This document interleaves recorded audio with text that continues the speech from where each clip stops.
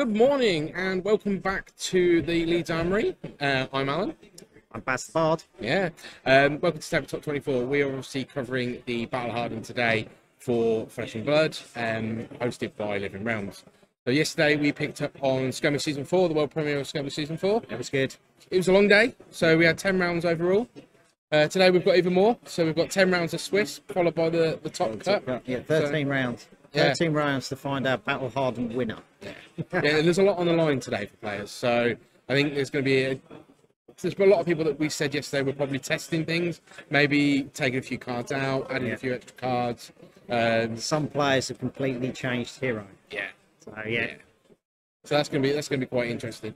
So obviously yesterday we did see a high presence of Viceroy in the top 8. I don't think we're going to see much different today, to be perfectly honest. No, we had 10 Viceroy yesterday. 5 made it into the top cut.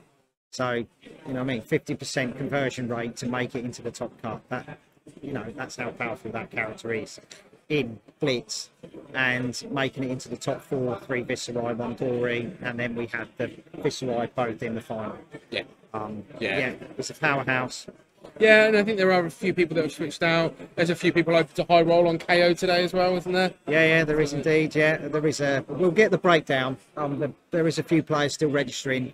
We will get the breakdown. Hopefully during round 1.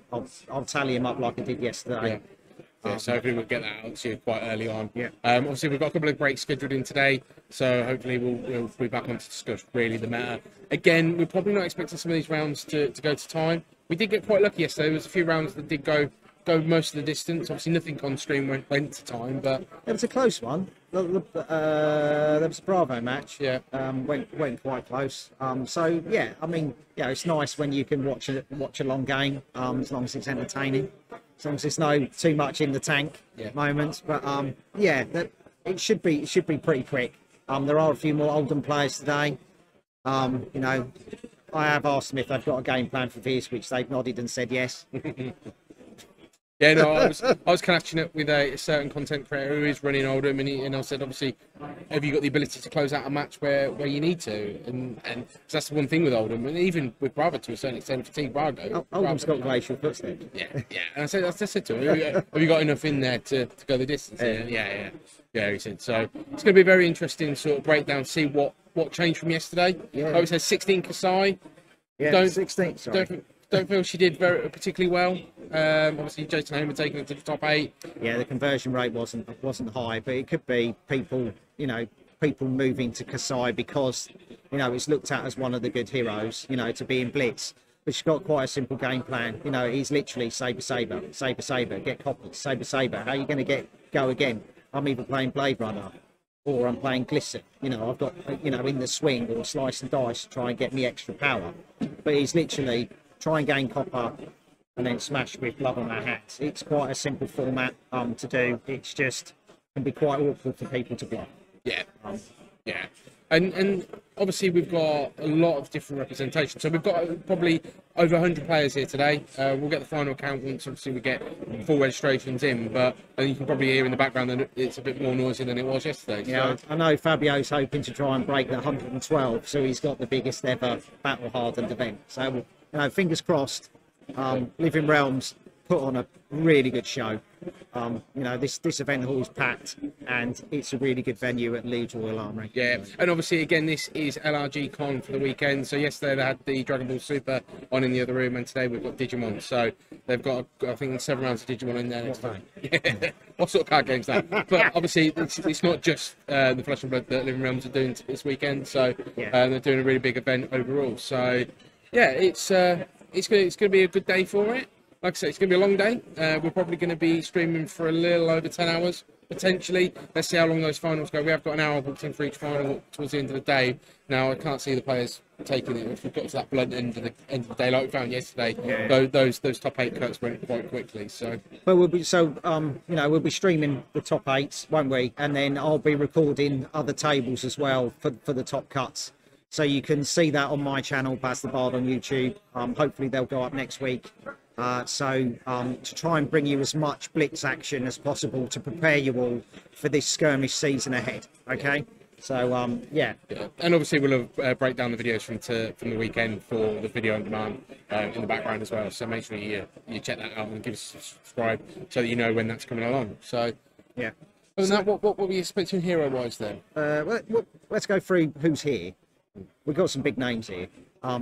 You know, more people have turned up from the ProQuest winners. So ProQuest winners are here today. Matt Folkes, obviously, national champion. We saw him yesterday. Johnny Chapman, ProQuest winner. Didn't do too well on Oldham. I don't know if he switched. Jacob Hand, ProQuest winner. Didn't do that well yesterday, I don't think. I do think Johnny has switched, given some I spoke to him about last night. So I think we might see some rolling. Rolling Okay, he did. Yeah. While we were down the curry house, he did say that he was going, high roll. Rob Catton, he's still playing Kano. Matt Light is here today. He won Living Realms. So he got the jewel in the crown of ProQuest wins. Leeds is very good for him. He's won multiple stuff in Leeds. So he's in big spirits. Hopefully we'll catch up with him later. He said that he'll come on for a chat. Isaac Murray, we saw him yesterday, ProQuest winner. Of the other ProQuest Cup finalists, Mark Henderson, Jamie Faulkner, that won yesterday here with Viserai, nearly got a turn one kill. You know, it was just amazing to see. Dan Tripp from Push the Point, along with Simon Denning. Hopefully, Hamish, you're watching at home. Thank you for the comments yesterday and the phone call. Joe Stamper, Aaron Parsons, George Jones, Sean and Craig DeMario, Eric Hoth, Mark Warren, Matthew Sarrington, George Roger, Sharif Shaban and Scott Jones. Now, Sharif was playing Dorinthia yesterday, and I considered him to be Mr. Dorinthia, but he has switched to Viserai. So that's just showing how strong that Viserai pull is. So yeah, and he knows Viserai. He's tested with Hamish. He did his deck tech with Hamish, and he got into a final in one of the Scottish ProQuests, so he's quite familiar with it. And obviously Scott Jones, he was a top 8, made the top 8 with Kano in one of the Scottish ProQuests, and I know he championed Kano for quite a while through ProQuest, and he's playing it today. And we've seen him pull off some crazy turns. Yeah, he's done some good stuff. He might not have the setup time, but then we all know that again, so like Kano can top deck and just fire. Yeah, and it's turn 0, you're dead, unfortunately. Yeah, he's worried. You know, I have spoken to Scott today. He is worried about Viserai. He has a plan. They have Scour, so it's just trying to get that in at the right time. If, you know, especially when someone's popping a Vexing Quill hand, you know, to generate more rune chance, and then they're going to pop Skeletor. You know what I mean? And then watch out, if he's got a Scour in his hand, you're in trouble. Yeah, so well, that's that coverage. I think we've got potentially about 12 minutes before we get underway. Yeah. Hopefully, pairings will get out on time. Players are just sort of finally taking seats and stuff. So we will be back with you as soon as possible. Ooh.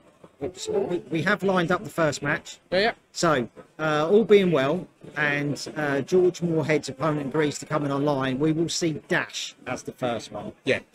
So Dissolution Spheres, Signal Jammers, hopefully we'll see a good game. Yeah. And as always, we're obviously going to try and avoid the mirrors where we can. Again, given what we probably have heard, there's going to be quite a few Viserai out there today. Yeah. So that might be a little bit It's going to be a lot of the usual suspects from yesterday. You know, there's Kasai, there's Kano, and there's Viserai. Obviously, we didn't see much Kano. He didn't do very well. Yeah. But maybe he will today. Yeah. All right, then. Stay tuned, and we'll be back with you shortly. All right. Okay, then. Welcome back. I've jumped out from behind the computer just to come on. We allowed you to come out. Yeah, got me out of my box.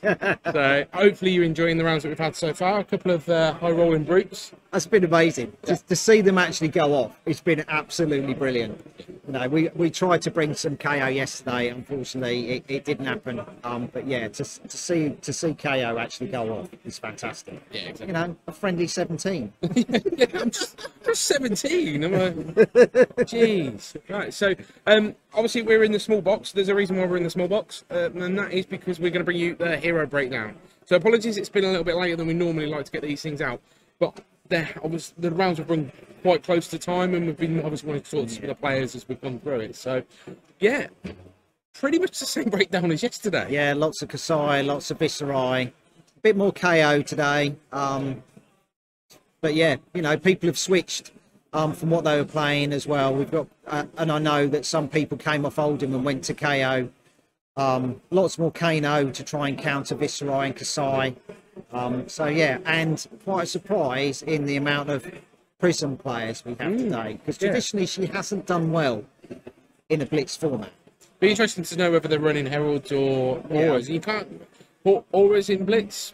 I don't think it's going to really work fire for them, is it? Not really. Unless they play the zero costers, which, you know, especially when you've got Passing Mirage, you've got stuff like Pierce Reality, they're really going to aid, you know, a Herald build, which, you know, maybe that's what they're going for in the Blitz format. Because when you're coming in for 6 or 8, you know, a turn, yeah. It can be good. Although we did see Dash earlier, and that's obviously a longer, slower strategy. She can get those guns off once she gets the purifiers out, and I think there was a lucky sort of or unlucky mistrigger that then didn't cost. Yeah, the trouble is with Dash is like mid game when she's trying to get her items out. That's when she can.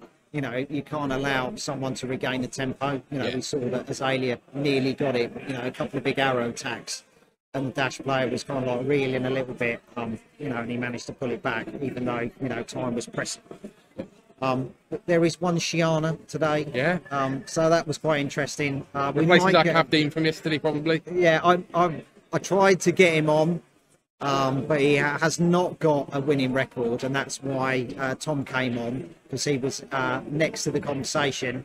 So later on, maybe rounds sort of like 7, 8 or 9, I will go and see if Shiana will come on, or maybe an Icelander, just to, you know, just to see what they, you know, what Icelander can do in Blitz.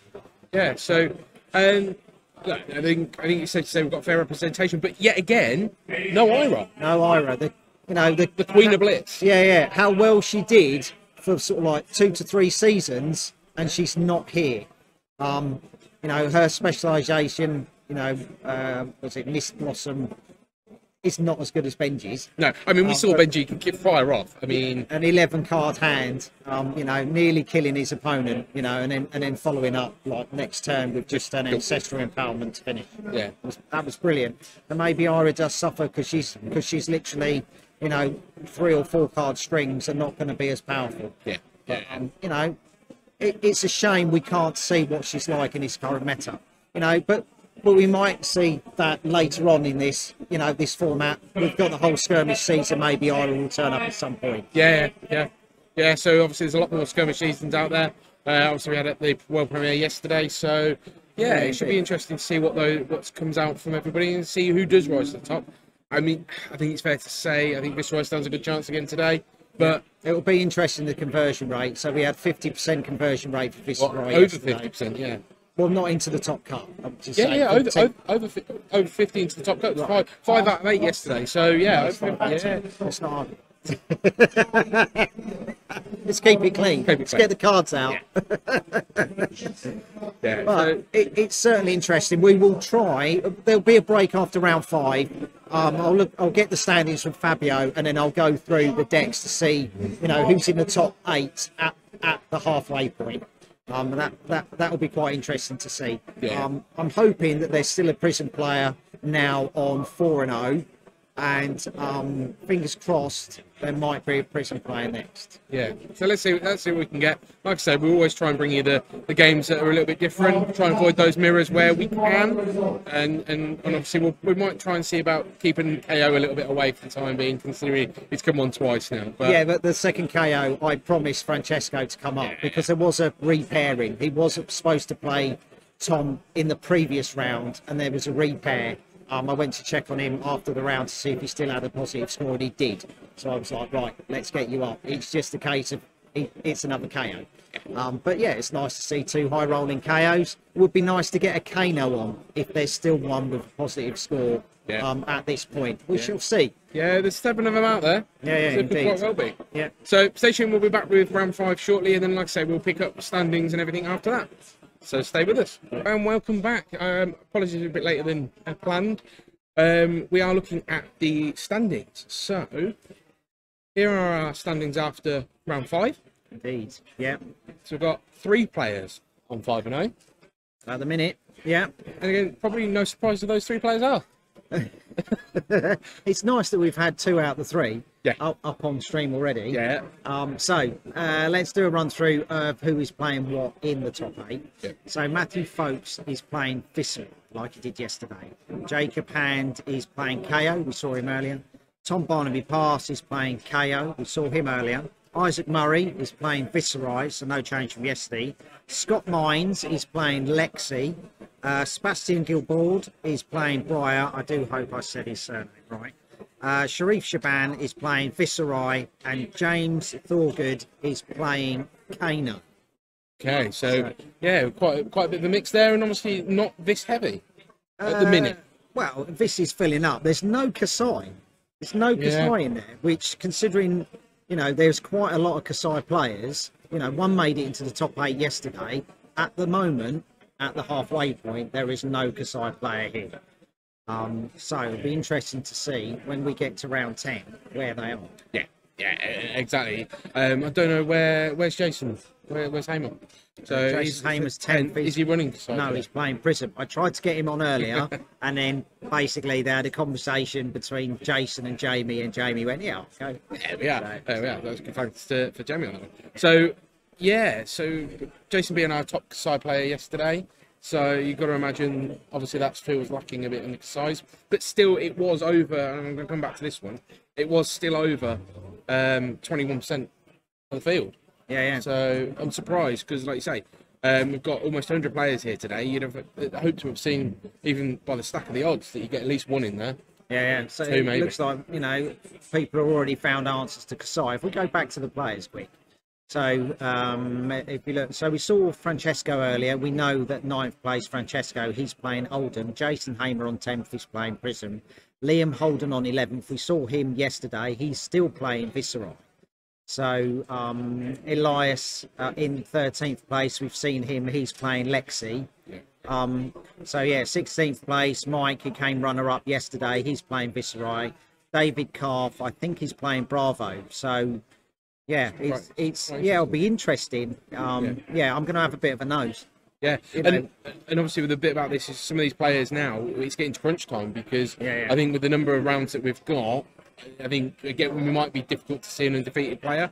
Obviously, Matt, I think Jacob, we're looking at and Tom. 9 and 1s, aren't we? We're really looking at the 9 and 1s for getting in. So if you're in the 4 bracket at the minute, you can't lose a single round now. So that's down to 17th place. You've still got a shout. I mean, if we've got the chance of the 8 and 2s getting in, maybe. I know. If people go on Google and they see the tournament triangle, they'll know. But I certainly don't do that. It's just no. So look, congratulations to everybody today so far. We have unfortunately had a few people drop throughout the rounds. It's a long day. People have been here over the weekend, so I think there's good spirits in the room, which is great. Yeah, everybody's cycling in after lunch. They're looking more refreshed. 5 rounds playing. You know, okay, you're playing Blitz. It's only half an hour games. Or if you're on Viscerai, you might as well play 10. You know, some people are going to be more refreshed than others. Older players are, looking a bit more tired. Yeah. Unless Francesco, you know, he's playing a very aggressive deck. So, yeah. So, we're about to kick off. You may hear some dulcet tones of our head judge just as he's trying to round up all the players for our round 6. So we'll cut out there and we will be back with that as soon as we get the parents up. So come back, we'll be there. So welcome back to Leeds Royal Armoury for the Flesh and Blood Battle Hardened. I've been joined by Matt Light, mate. Lovely to see you, Baz. Lovely to see you. You too. You won ProQuest Living Realms. You got the jewel in the crown of ProQuest, in my opinion. Leeds has been very lucky for you in the past. It has, yeah. I played. This was my 4th event, and I just made top 16. But before that, I've had 3 finals, and so Living Realms is quite a good game store for me to head to normally. Yeah, is Living Realms got one on? Yeah. Yeah, it's great being in the Midlands as well because it's only about an hour and 15 minutes as well. So it's that nice sort of easy journey time. You stop at some services. It's only half an hour and 40 minutes. It's fantastic. Yeah, it's really weird because normally everything is Midlands or down south for a game, you know, for a big game. This is like Living Realms has taken it by the horns and everyone is just travelling up there and it is brilliant. But this is your first time here because you qualified for nationals, but you did. couldn't come. Yeah, that's right. And I was keen to play some limited and prepare for the event. So I put on a draft camp, which I think's been mentioned on a few of your streams before. You did, yeah. To get people prepared, really dive into Tales of Aria. And I think that really set up the players who played for nationals. You had people like Mike Kerslake, who had great draft records. Matt Folks, of course, we know, was undefeated. And I think there were 3 people from draft camp in the top 8. Yeah, really good. George Roger. Yeah, George Roger, of course, made the final. So, you know, really hugely successful there. I think the worst draft record of the people who played was 4-2. And then I've played 10 drafts in tournaments, like skirmishes and things since then. And I think I'm 29 wins and 1 loss. So it was really successful. And we're all really keen, I think, to jump into the next set when that comes out. Yeah, and you came to Manascrew for the farewell to Ray. Yeah, and you did well there. But what I really like about you is you take people under your wing and you really try and improve their game. Like, you know, you mentioned Mike for the draft camp. You know, he's already, he can't sing your praises enough on how much you elevated him, you know, and really showed him how to draft. And he's taken that forward into, you know, and progressed his game. And we've seen him like in the final yesterday. Yeah, absolutely. You know, and I think Mike's a really great example. I was saying this to him earlier, you know, something Mike should be really proud of is that so many people are really invested in his success. Like, so many people, if he's on stream, if he's playing, are just so keen to just watch his games and stuff. And the fact that you guys are doing all of this streaming means you get to watch the people that you know and like, or even just that you only met last week, and sort of feel invested in their success. And I think that's my approach to card games these days, is to make sure that you are invested in other people's success. Because if you have people you test with, people you play with, people you chat with, whether that's through Discord, your local game store or whatever, then even if you're not winning, you feel like you're winning, right? Like, if you've got 2 friends in the top 8 of this event, you've got 2 people you're following, 2 people you're excited to see win at PTI, and that just enriches the whole experience and the whole community. And I think one thing that I'm very conscious of, coming from a Magic playing background, despite the fact that I've not played for a long time, is that when you come into a new game, you need to make sure that you dive into the community and that you engage with it in a positive way. Because what you don't want to see is, you don't want to see players from different games see Flesh and Blood and say, oh wow, there's PTQs, that's cool, but I probably won't play the Pro Tour because I'm not that invested. But oh, a gold foil Anathos, that's worth £1,000. Oh, so what I'll do is I'll go and play this Pro Quest, because I don't care if I do well. I don't care, you know, what people think of me, and they might play a bit sharply. And it's really important as a community you make sure that doesn't happen, because otherwise what you can get is, you can get players coming into the game who might bend the rules and don't care if they get banned because it's not their main game, right? Because they're going to go back and play Magic, they're going to go back and play Yu-Gi-Oh! So it's important that you manage to preserve that community, and if you're coming in as an outsider to it, that you try to do that yourselves as well. And I think that's something I've been quite conscious of all the way through. I mean, if we look at the boards and swords, you made the semis in boards and swords. The person you played, Liam Canning, he made some massive errors in that, and he was aware of it. But you took him aside and you walked through the game on what he did wrong, and you saw that in the final, that he was on the triggers, and it was brilliant. And making sure that in those moments, like when Liam has beaten me, but he's going into the final, he wants to win the Pro Quest, obviously, and he's feeling a bit down in the mouth about the fact that he's made some mistakes. You know, it's building people up. It's always about building people up. And I think that for me in particular, I had a period where I was playing a lot of Magic that I was pretty good at, but never exceptional, which will almost likely be where Flesh and Blood ends up for me. But I was so desperate to win, because you're a young man, you know, it's so much of your identity is focused on it. It's really easy to fall into habits that aren't pleasant to be around, and aren't pleasant for you, and aren't pleasant for other people. And in Flesh and Blood, I'm really keen to not do that. So I took Liam aside and I was like, Liam, you know, you're going into the final. You know how to do all this stuff. I've been watching you play for 3 weeks. Your play is so tight. Put that game behind you and just crack on and win, which he then went on to do. And similar against in my prison final, I played really poorly in that final, but there was no way I was going to discuss that with Jacob, because anyone who watched that final sees that he misses lethal on the final turn, and I'm not going to bring that up with Jacob. And I'm not going to. Was pulling his hair out watching me play. It's hideous when you watch. Unfortunately, it's all on camera, so you can go back and watch all the terror.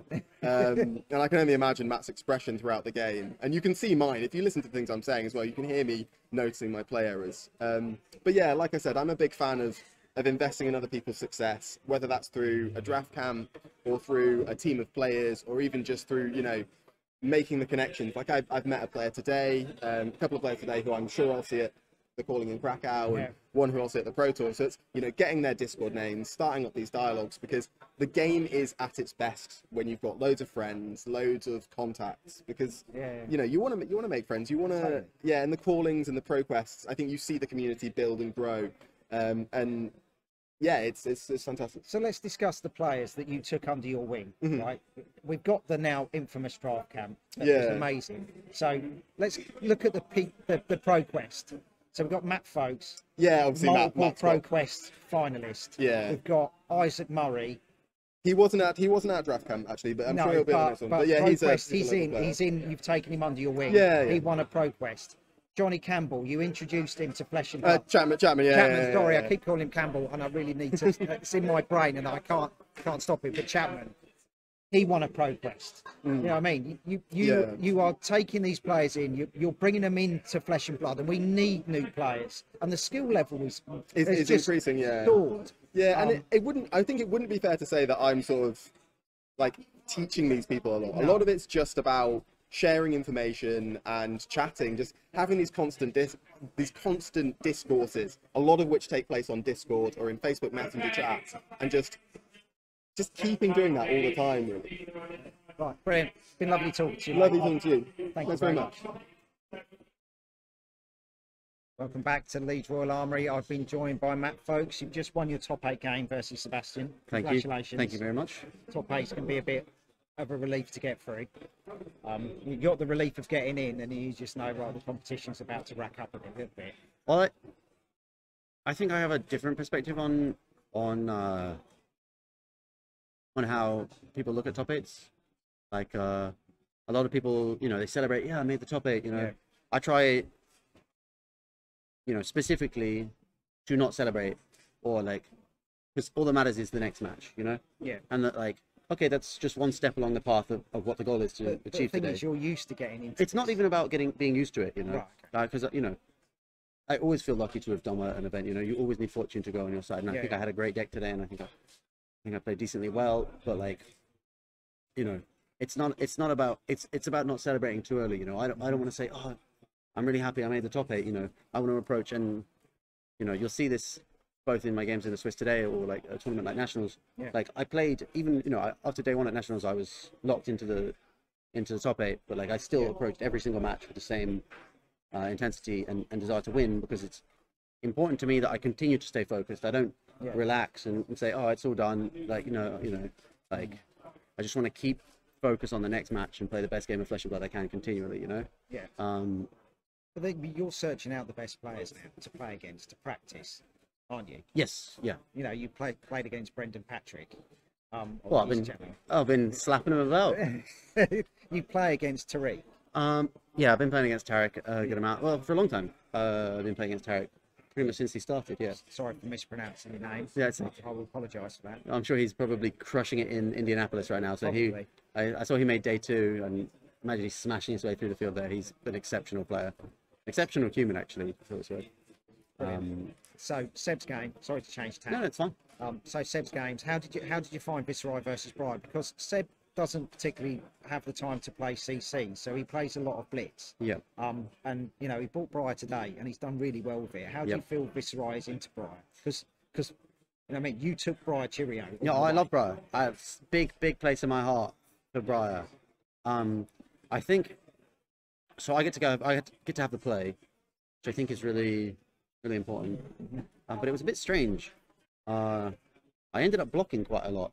I spent my first turn completely blocking out, even though I had a really good hand, but he had a plunder run into an enlightened strike, into a snatch that was threatening a lot of drawing, and I just had to block. I was like, and that's not normally how you play Viserai, but well, I know. Considering that last chat we had, you just like, no, we don't block, we just go. Yeah, but it was just one of those games where you look at it and you're like, it's a good hand, but like. You probably looked at his output and just went, yeah, I was like, you know, I just gotta wait it out a little bit, you know, hope that I can do a little bit here, a little bit there, try and get, you know, something together. And it wasn't like I was like on last ropes real dicey, but like I needed to play a bit patient, because I know that, you know, given the right cards, my deck can find some absurd output. Oh, we've seen that. Yeah, today. yeah. So I was like, I waited, and then I managed to piece together a turn that went Rattlebones. It was like Quillham, Skeleta, Rattlebones, Gloomvale, Revel, Weapon Attack, and he sort of banked on. He banked, which is I don't think unreasonable, on me not being able to finish him off. He was a decent life total, and still had equipment to block with, and so he opted to take the first Gloomvale. But then because I had the Revel, I just had enough arcane that I could just kill him from 8 or from 7. I had 8 arcane on the end, and so he just wasn't able to interact and died with cards in hand. And like, I think it was reasonable. I had basically the best things I could have had after thing. And I don't think you can rarely, especially against Viscerai, play against the top of your opponent's range. So like, I no discredit from thinking I think that the Bri deck certainly is explosive. And like, if you get your opponent on the back foot, especially a hit deck like Viscerai, if you get them on the back foot and get them blocking, then like once you're on 2-3 cards, Viscerai's hand starts to look really anemic. Yeah, and if he's playing a version of Cheerios, he might not be running that many blues to withstand your assault of the amount of arcane damage you can generate. Yeah. And then, yeah, like you said, they struggle with the arcane, so they have to get you on the back foot. It's very much a momentum based game. And the first couple of turns, which, you know, it's weird to say that a game was long because it lasted 3 turns, but that's sort of the blitz format we're in, you know. You know, we reached the late game, also known as turn 3.